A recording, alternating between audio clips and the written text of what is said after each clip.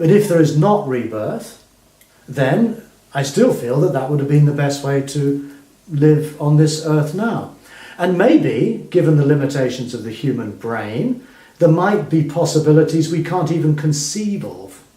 And we're just thinking in binary terms, rebirth or not rebirth. But that's binary opposition is already it expresses the limitations of our language, of our way of our thinking, which is probably rooted somewhere in our neurobiology. There may be possibilities which are utterly beyond our capacity to imagine. So my own view is that I would keep a healthy agnosticism. In other words, not having a fixed view one way or the other. Being open to death as life's greatest mystery, whatever may or may not follow. And to live a life where we can die in the most conscious, in the most open and focused and ethical way that we can. And whatever comes out of that will come out of it. So the problem for me is that this is reincarnation takes a huge amount of time and energy and attention in the Buddhist world. People debating about it happening or not happening, or having very fixed views one way or the other. Frankly, I think that's missing the point. My question to you is why, and this will be some of our Western or the modern qualities, why you not apply with, let's do some research on it? I think that's the way. Let me start again. I think the best way to go is to do empirical research. And this is happening. It's happening in the University of Virginia. It was started by Dr. Ian Stevenson back in the 60s. This project has now been resurrected since Dr. Stevenson's death by an American psychologist, I think he is, called Charles Tart, Dr. Charles Tart. And Charles Tart and his team have now accumulated something like 2,000 case histories of this. Now, this I do feel is the best way to go. And if at the end of their research and so forth, they conclude that yes, there almost certainly is reincarnation, that's fine. I would accept that. It doesn't make any difference to me, to be quite honest. If I knew there was reincarnation or not, would not change how I actually live from moment to moment and day to day, which is what matters. And this, I think, also was the Buddha's position. If you read the Kalama Sutta, the discourse to the Kalama people, the Buddha says exactly the same thing. He says, if there is an hereafter, a future life, or if there is not a future life, if there is a law of karma, or if there is not a law of karma, the practice of the Dharma will be just as valuable nonetheless.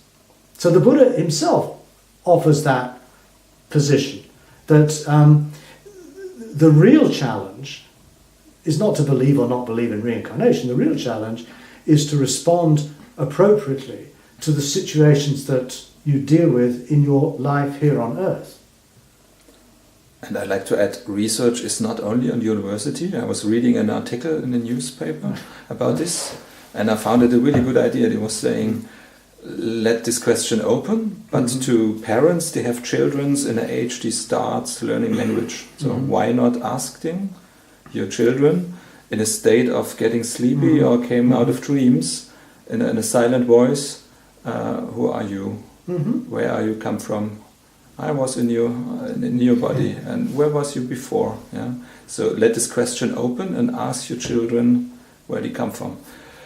I found this idea really good. Yeah. But I come back to this Mozart quote. I think not one of your students will do this. So I was feeling the openness to this could be a little bit better on our side of our atheist Buddhists. Yeah, possibly. No, I agree with you. But on the other hand, the way you just framed those questions, they were what in journalism would be called leading questions. Where did you come from? You've already planted the idea in the mind that the child... Sure. It's not an argument if he starts talk, but maybe you're really surprised what you're talking about. Yeah, it's true. No, I'm completely open to this. I think it's a good idea. The business with Mozart. For some people, Mozart is proof of reincarnation. No, seriously, I've met people who say, well, look, there's no other way you can explain it. Well, I suspect there are other ways you could explain it. But again, I mean, really my point, Johannes, is that I think all of this discussion, however interesting it might be, would fall into the category today of those questions the Buddha wanted to leave to one side. I think that questions like, the Buddha refused to answer certain questions. Does the universe have a beginning? Does it have an end? Is it finite? Is it infinite? Are the body and the mind same or different? Which we're already getting close to reincarnation. And does the Buddha exist or not exist after death? Now these, I think, are really shorthand for what we would call the big questions of life. And of course, human beings will always be engaged with these questions. But the Buddha is saying, look, what I'm teaching, it does not actually address those questions. And whatever the case may be in any of those areas of inquiry, they don't actually have any relevance to the practice of the Dharma. So what I'm interested in doing is getting as clear as I can as to what constitutes the practice of the Dharma. Once we have that clear, then there's no reason why we could not pursue inquiries into reincarnation or whatever, and we may come up with very revealing answers through experience of children or through whatever new, forms of inquiry might emerge. But even so, frankly, the real question for me is, even if I knew that I would be reborn or not, it still wouldn't affect the challenge of living appropriately and wisely and compassionately in response to the situations that life presents to me now. That's to me all that really matters. It's ethical, it's pragmatic, it's therapeutic.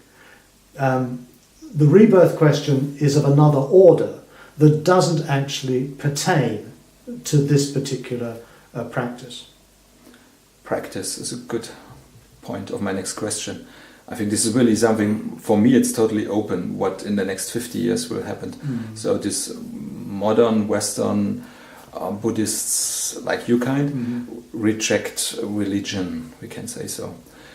A question what appears in my mind, if I go to Asia and I look to a monastery, I see the critique, what is right, the only man, especially in Theravada.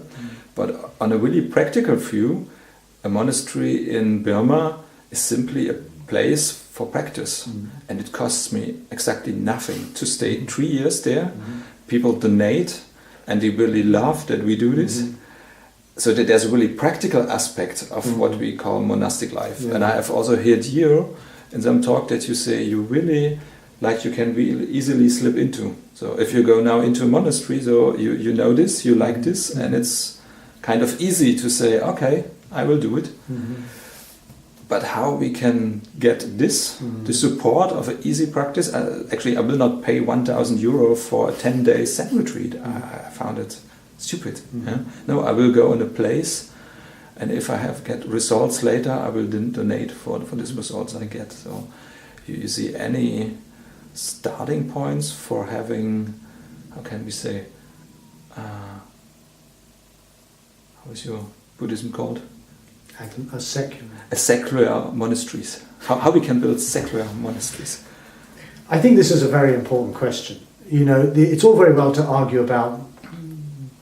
It's all very well to argue about Buddhist doctrine and rebirth and all these things, and even to talk of Buddhist practice. But how do we create environments in which this Buddhist practice can be done with rigor, with commitment, and with depth? At the moment, there are centres in the West, like the centres of Goenka, for example, totally free, don't pay a penny. And these are centres right throughout Europe and America. We have centres also that still charge a certain amount of money for their running costs and so on, but there are bursary funds, costs are kept minimal.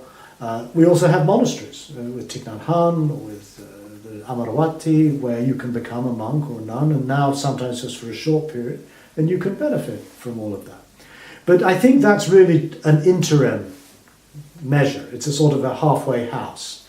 And I think the real challenge, particularly if we drop some of the more traditional religious elements of Buddhism, which also means dropping the Thais and Sri Lankan communities, for example, that happily fund all this stuff, there are economic implications in letting go of religion, is you lose the support of the laity, which have basically been financing the thing since the beginning. So you enter into a new economic reality. I do think it's important that we somehow are able to develop forms that will provide the same degree of rigour in training based upon an economy of dana, in other words, generosity. It's freely given, the teachings are freely given, people value these teachings and they support the centres and the retreat communities and so on. And I also think the Buddhist monastery could very well become a kind of a model for like a 5-year training program. In my most idealistic moments, I wonder if we could not imagine for a young person who leaves high school that they would have the option of going to a university or going to a monastery and doing a 5-year training program in a monastery, much as they would have done in Burma or Tibet or wherever. And at the end of the 5 years, they can choose whether they continue their monastic life or whether they return to lay life, and they then have qualifications to teach meditation and Buddhist philosophy and so on. That would be fantastic. We're not at that stage yet in Europe or America. We're a long, long way away from such a possibility. But take Thich Nhat Hanh, for example. He has recently introduced a 5-year monastic program where you become a monk for 5 years, and then after 5 years you decide whether you'll stay a monk or not. The problem for many of my generation was that we became monks, we did the training, but we didn't really have a monastic vocation. So by ceasing to be a monk, the Buddhist community somehow perceives you as having failed in some way, that you're no longer part of the Sangha, you're no longer part of the professional Buddhist elite, and so you're kind of a second-class citizen and so on. And that's problematic. I don't think that's how the Buddha intended things. But it clearly, you know, although we can celebrate how much Buddhism and mindfulness are taking root in our society, the fact remains it's still a tiny minority interest. It's a tiny, tiny percentage of people in the larger society. And we do not have significant financial resources to be able to fund the development of centres in this way. So again, we have to see how this is going to be possible or not as time unfolds. I'm broadly optimistic because I can compare the situation in 1972 when I left England to go to India, and in Britain at that time there was nothing. There was Samye Ling, that was about it, and the Buddhist Society.